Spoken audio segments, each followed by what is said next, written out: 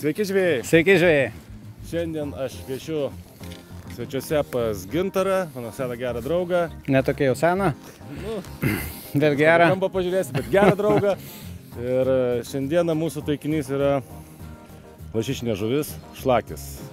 Na, Gintaras iš tikrųjų mane įkalbinėjo gana ilgai, kad aš atvykčiau pabandyti sugauti savo pirmą gyvenimo šlakį. Prisipažinsiu, tai tikrai ne mano mėgstamas žuklės būdas ir žuvis praktiškai aš esu gaudęs gal tik vieną kartą ir prisipažinsiu, kad gryno visiškai supratimo neturiu, kaip ją sugauti, tik tais teorinės žinias žinau. Na ir Gintaras puikus gidas šiandieną man bus ir jūs taip pat žiūrovai galėsite pasiklausyti. Aš išpūtęs akis ir ausis pastatęs klausysiu, kaip reikia suvilioti tą šlakį, kur reikia jo ieškoti, prie kokio vandens, kokio mėnulio fazė, šiaurys vėjas, ten, nežinau, Jupiteris kirto Saturną ir taip toliau, žodžiu, kaip jį sugauti. Šiandien, kaip sakoma, jūs bendrausite su Gintaru, o aš sėlinsiu iš paskos ir kažką tai bandysiu nuveikti doro, kažką tai pamėti, pagauti. Sauliau, nėra sudėtinga tą žuvį tai pagauti, kaip tavo atrodo. Aš 3 metus tave kalbinėjau, pagaliau tu čia. Tai užkabinti ant kablio negaliu, bet kad jis pats užsikabins, galbūt. Žvejybai labai svarbu tikėjimas. Kurio aš neturiu, Nieko. Tai, žodžiu, veltui burnos neužiname. Po pirmų 10 žuvų atsiras tikėjimas. Burnos neužiname, žodžiu, Gintarai, tu žiūrovam visą atskleisk teisybę, kaip suvilioti tą šlakį. Na, aš einu, tu man čia pririnkai kažkokių tai įrankių, nes nieko neturiu šitam žvejybos būdui ir renkuosi, matau, tu jau pasiruošęs, eiktų žvejoti, aš einu. Jo, kai aš kaip visada, greitai, skubu, bet įrankiai tikrai puikus. Nurink geriausias vietas, o tada eik Sauliau mėtyk. Nieko, aš be kabliukų mėty. Gerai. Iki, Sauliau. Grįž greičiau, čia žuvis laukia.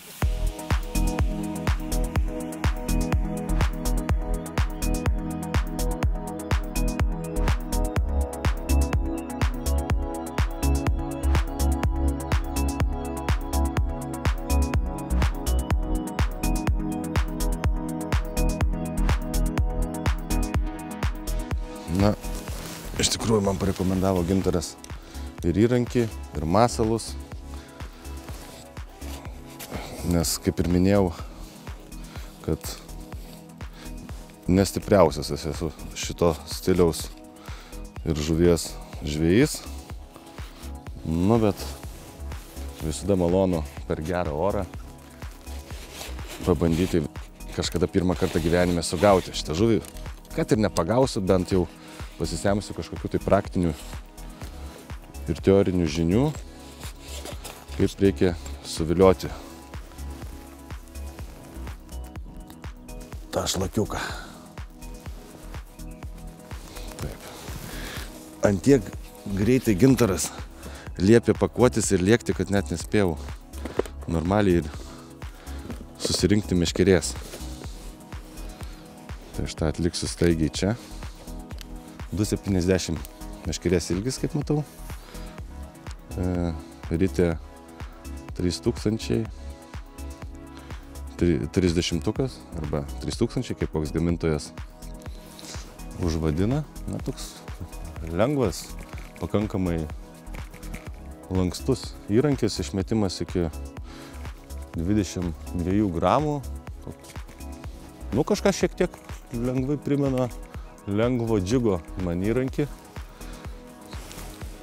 Nes labai kieto neapsimoka imti, nes jeigu Neptūnas bus dosnus ir pasikirsi žuvį, kad jinai nenusipurtytų ir lengviau būtų varginti ir valdyti tą žuvį. Na, valą naudoja pintą.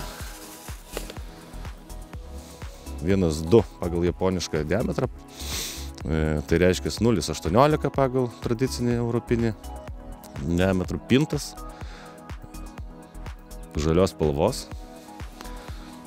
Pagal Gintaro teoriją spalvotas baido.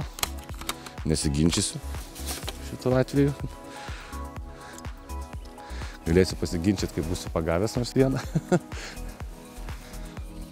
Kas mane nustebino, kad aš paklausiau Gintaro, tai kur fluorokarbono pavadėlius. Sakė, nereikia čia apie fluorokarbono pavadėlio. Čia jūs Vilniečiai su fluorokarbonu žaidžiate. Jis tiesiog tiesiai deda segtuką ir riša prie pinto valo. Ir tokiu būdu, nesivargindamas fluorokarbono jokio rišimu, gaudo ir labai sėkmingai.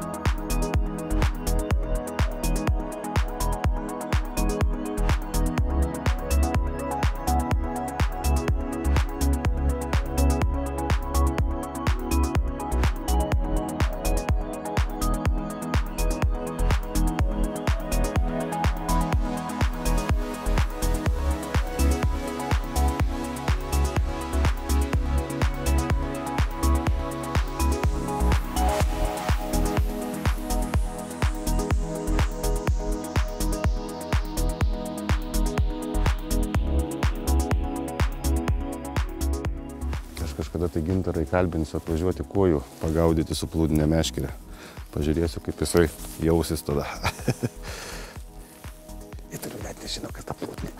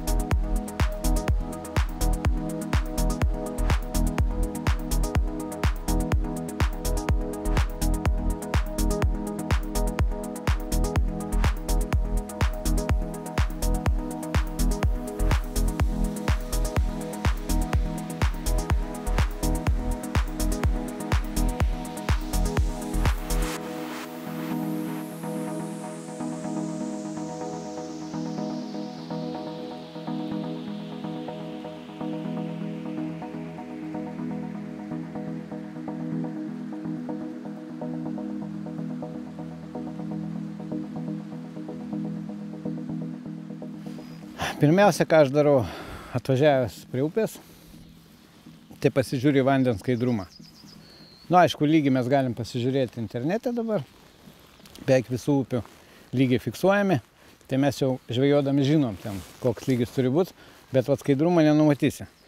Mano manimu, geriausias, idealiausias skaidrumas yra nuo 70 cm iki 1,20 m. Tada ir žuvis mato, jai nereikia persekioti woblerio, jinai ir virpesius pajaučia, ir pamato masalą, ir konkrečiau kimba. Jeigu matomumas mažiau negu pusę metro, nuo pusės ir mažiau, žvejyba yra probleminė. Jeigu dar žuvis neaktyviai, jinai jaučia tik virpesius, jinai gali net nepersekioti tavo masalą ir iš tikrųjų galvoju, kad galbūt ir šiukšlės tada neša, kada matomumas prastesnis, jinai kažkur įlenda. Todėl patarčiau, jeigu atvažiavote į žemupio upės ir matot, kad neskaidru, arba matomumo trūksta, važiuokite į vidurupį arba į aukštupį, ten tikrai bus skaidriau. Jeigu matomumas prastas, aišku, aš esu pagavęs ir prie 20, ir prie 30 cm, ir net vos ne prie kavos, įmanoma pagauti. Žuvis jinai vis tiek stovi, jinai kažkiek maitinasi ar atakuoja, bet sakau, jeigu norite idealios žvejybos, tai reikėtų nuo 60-70 cm. O priešingą atveju tiesiog daug metimų į vieną tašką. Kad jis pajautų tų virpesius, išeitų iš savo slėptuvės ir persikėtų voblerį. Dažnai būna daug nuėjimų, kada matomumas prastas. Jis atakuoja, bet jis neužtikrintai. Daug smūgių, praėjimų, va tokia iš antro karto užkimba. Nu, tokia įvairi ta žvejyba. Šiandieną, kaip matau, toks, nu, ant ribos. Pusę metro galbūt yra, bet daugiau ne.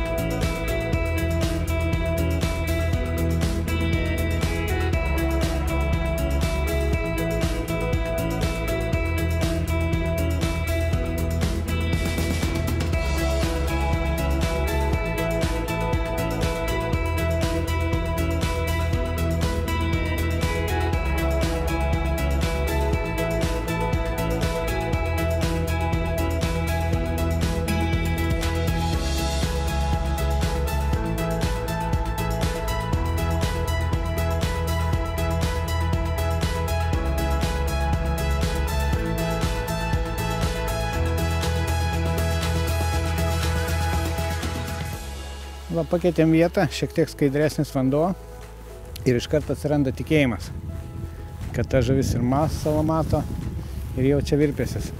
Aišku, tokia kaip šiandien dieną, kada ir saulė, ir debesis, tos sąlygos įvairios ir aš galvoju, kad spalvas vis tiek, va, tokiu matomumu, kad yra virš pusę metro, reikia pasirinkti ryškesnės. Ir trupučiuką panašias į vandens spalvą, kad bent atspalvis būtų. Ir turi pramušti vis dėlto, kaip pasakyti pramušti, kad va, tą woblerį jūs matytumėt patys, kuo anksčiau. Ir va taip ir pasitikrina matomumas. Traukiat woblerį ir kokiu atstumu jūs jį pradeda matyti. Tai va tokiu atstumu mato ir žuvis. saulėtą dieną renkuosi mažiau ryškius voblerius, netgi ir nesant tokiam idealiam skaidrumui. Vat, šičia ant tokio ir žvejoju, bet jeigu apsiniaukia, tada aišku dedu ryškesnius. Ir jeigu labai drumsta, taip pat ryškesnius. Reikia eksperimentuoti tą spalvą, voblerį, jie skirtingai dirba, jūs turite atrasti žvejybos metu. Ir tada jau atsiranda tikėjimas. Ir va, to masalų reikia tikėti. Kodėl vieni gaudo ant mepsų, kiti ant blizgių, treti ant voblerių. Nu, tiki, dedi, gaudo ir pagauni. Tikim ir mes, kad pagausim.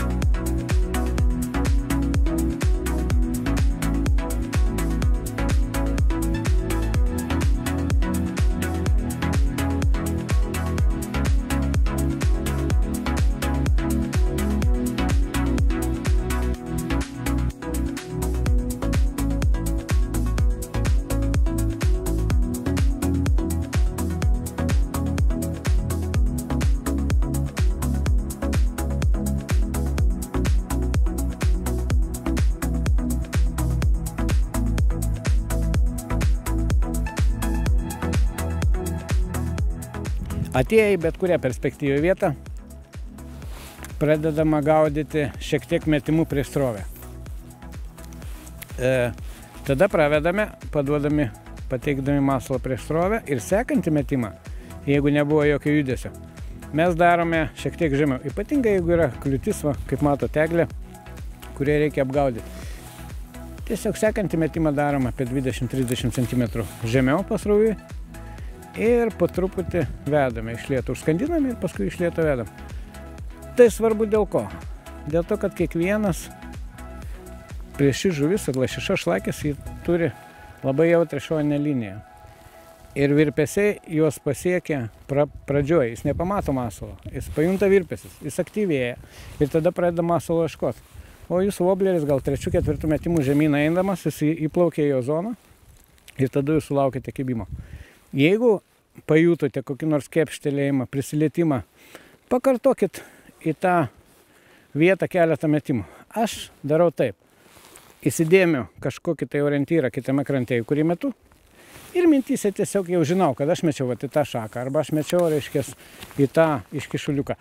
Ir aš pakartot galiu idealiai metimą tą pačią kryptim. To reikia, jeigu jis įplaukėt į zoną. Masalas įplaukė į šlakio zoną, jis sureagavo, pastumė. Jeigu jūs nepadarysit to pačio metimu, jūs gali nereaguoti. Arba užmesti žemiau, jis jau nekibs. Keletas tokių paprastų patarimų, kas palengvins jums žvejybą ir padarys ją efektyvesnę.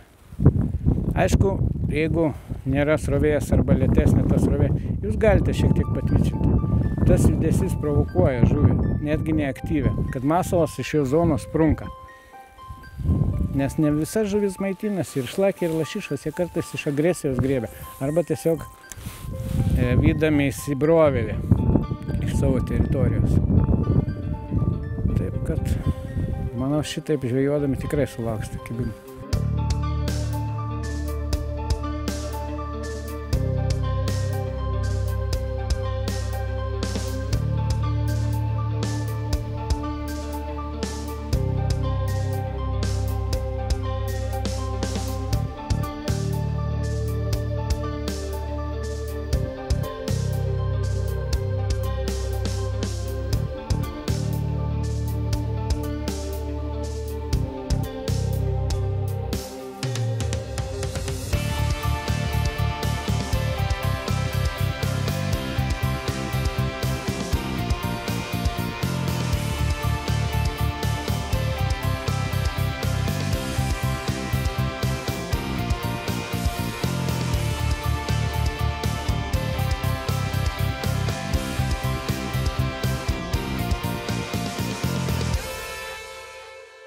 Kur ieškoti žuvies, kokiose vietose prie upės. Iš tikrųjų pasako pati upė. Upę reikia skaityti kaip knygą. Kiekvienas raibuliukas, kuris išeina, išduoda, kad yra kažkoks kliuvinys, apačioje yra akmuo. Raibuliai žemiau rėvas, aukščiau, lygus vanduo vis tiek išduoda griojo formą. Tai tiesiog pradedančiam gal sunkiau tai yra, o daugiau patirties turinčiam žvejui tiesiog vieną kartą pagauta žuvis, antrą kartą taip pat tą vietą užsiima. Ir galima gaudyti tam tikrose vietose kas savaitę, bet principė, ieškokit aukšto kranto. Iš abiejų pusių ar iš vienos pusės, kur yra aukštas krantas, garantuotai nenuplauna smėlio. Ta vagos dalis visada yra gilesnė. O šlakis, jam reikia deguonies, jis pasirenka pagrindinę srovę. Be to dar atplukdo maistą. Tai, manau, kaip čia išaiškinga ta vieta, aukštas krantas, status šlaitas. Slėptuvių pilna, kerų jai pilna. Bereikia tik pagauti.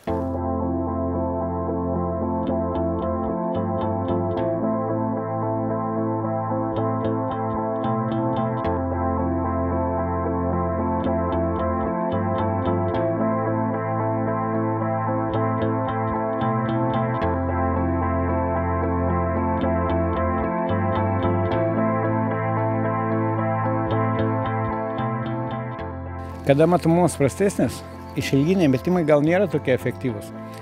Tada reikėtų užmetinėti ir paduoti jam su srovė. Nes jisai stoja prieš srovę, atsistojęs. Jeigu jūs iš nugaros traukit ir matomumą jis nemato žuvies, jis tos virpės jis pajunta per vėlai. Kada jūs paduodat jam su srovė, šiek tiek prieš srovę užmetę, tada visi virpesiai įeina į jo zoną. Ir aišku, jam yra atakuot paprasčiau, tai reikia tik pakilti, nebereikia persekioti to voblį.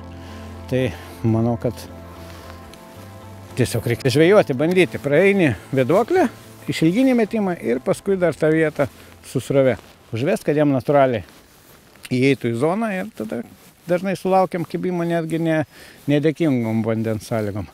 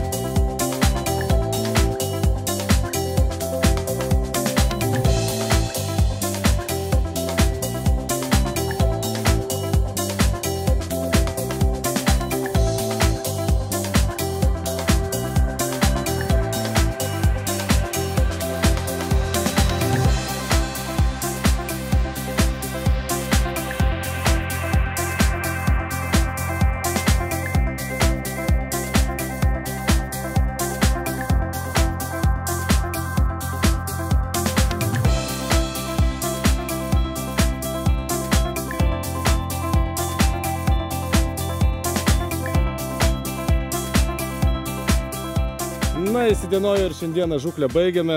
Pagaliau nuėmiau prakeiksmą ir pagavau savo pirmąjį gyvenimo šlakį. Ačiū tau, Gintarai. Sveikinu. Kaip matėt, maestro pasirodė kuo puikiausiai. Šlakiai kimba ir tikrai šiame regione, Žemaitijoje, ties Klaipėda, tikrai yra kas veikti upėse ir galima tikrai susigrumti su savo svajonių žuvimi. Noriu, kad visi paleidinėtų, tada to žuvies bus daugiau. O kągi, Sauliau, sveikinu tave su tavo pirma. Tikiuosi, kad pas save krašte tu nenustosi gaudyti lašišinę žuvį ir mes daug laidų pamatysim su šlakės ir lašišės. Aš irgi labai tikiuosi. Na ir prieš atsisveikinant noriu visus pakviesti dalyvauti gegužės 27 dieną žuklės varžybose, kurios vyks Smiltynės jacht klube. Daugiau informacijos laivyno puslapyje, mūsų Facebook puslapyje, taip kad aktyviai registruokitės ir dalyvaukite, tikrai bus puikus renginys. Na, o šiandieną žuklės tema baigėsi, keliamės į laivybos rubriką.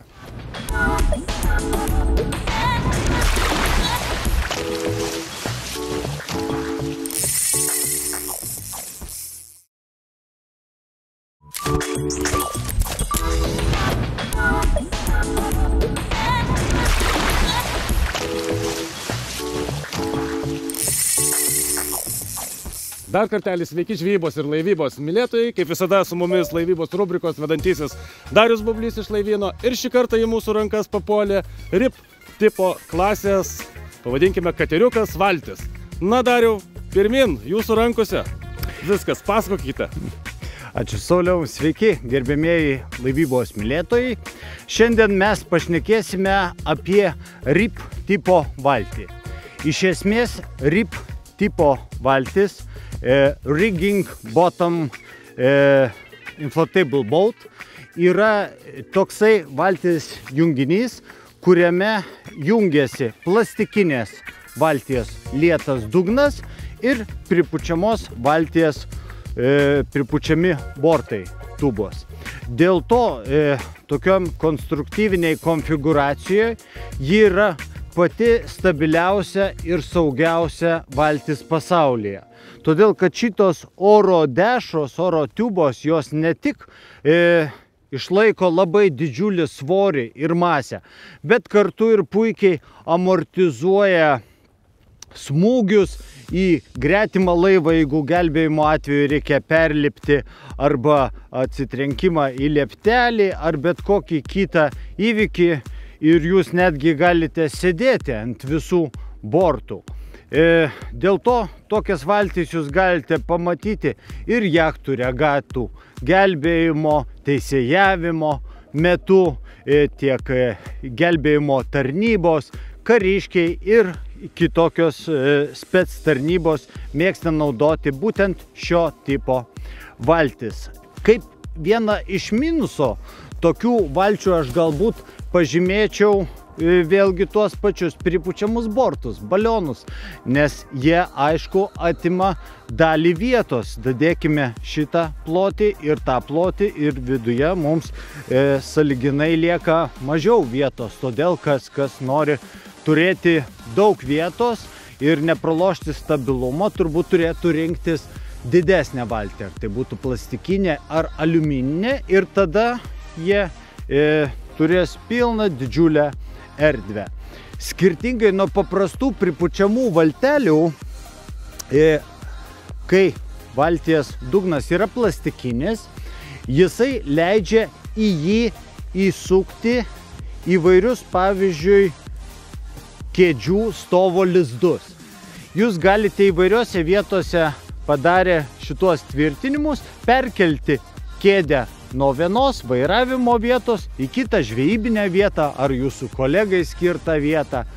Taip pat galite montuoti distancinio valdymo konsolės, kolonėlės.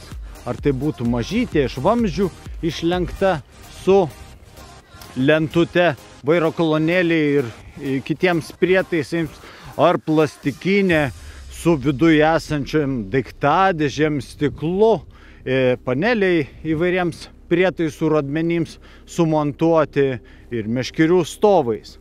Taigi, esminis dalykas, diskutuojant apie valčių tipus, ar pripučiama valtis paprasta, ar ribas, ar plastikinė, ar aliumininė, argumentai būtų tokie.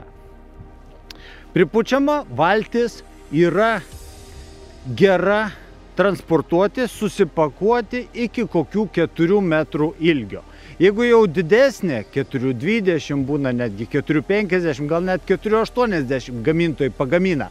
Tačiau uždėjus galingesnį variklį, plaukiant per didesnės bangas, jinai visą banguoja ir girgžda, laikui bėgant jau nelaiko šoninės standumo balkiai ir tenka išimti, valyti, sunkiai susirenka, turi tam tikrų minusų, bet kai nedidelės, be abejo, kaip mes žinom, puikiai naudojamos mūsų žvejų.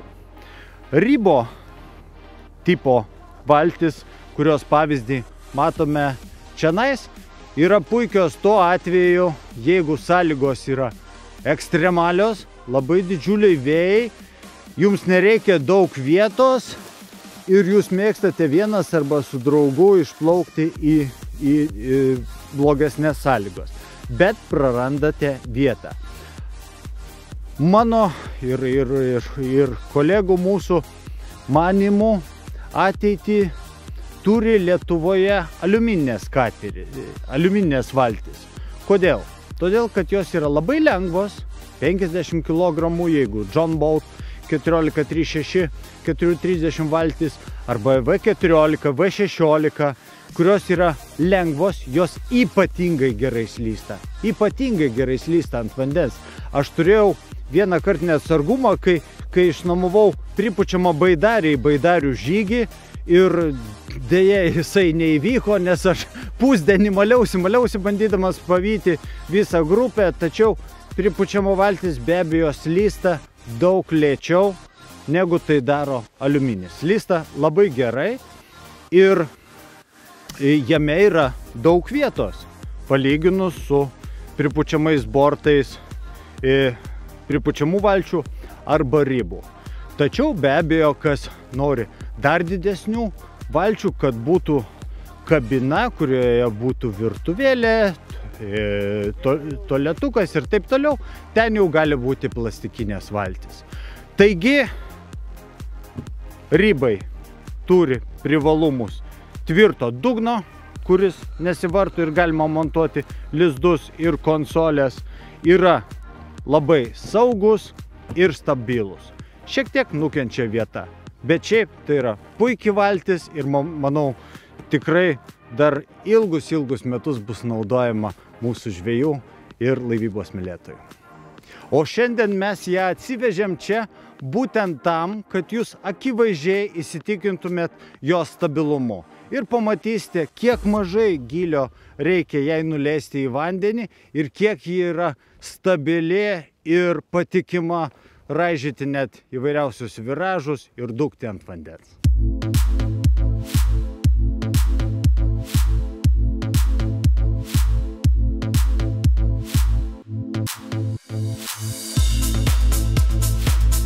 Stabilumo testas! Varyk!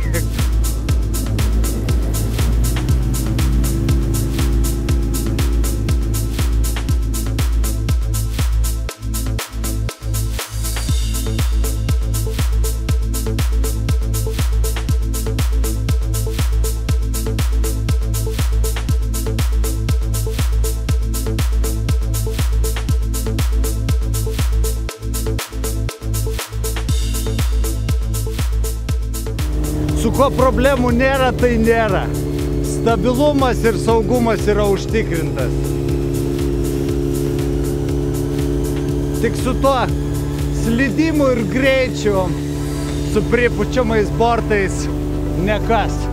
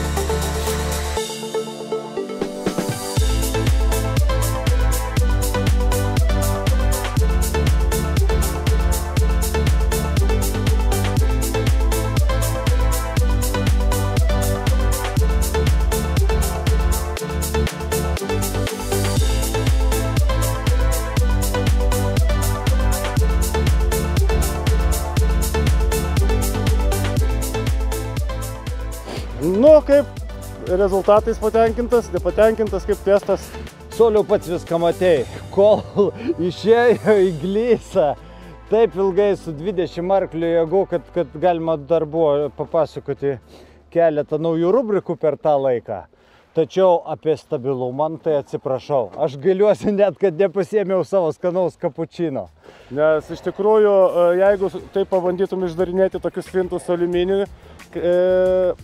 valtim, tai prisižaistum. Nerekomenduoju raižyti saulučių su aliuminė valtim. Jo, galbūt nebūtų taip lengva, tačiau greitis, žvitrumas ir vairavimo skanumas su aliuminė, nėra ką lyginti. O saugumas? Saugumas, stabilumas yra supripučiama. Taip, kad jeigu didesnė, tai aliuminė sąskaita savo dydžio yra pakankamai stabili, o saugumas, stabilumas, pripučiami bortai. Tiek žinių, šiandien rubriką baigiame, susitiksime kaip visada po savaitės, tuo pačiu metu. Iki! Smagaus plaukiojimo!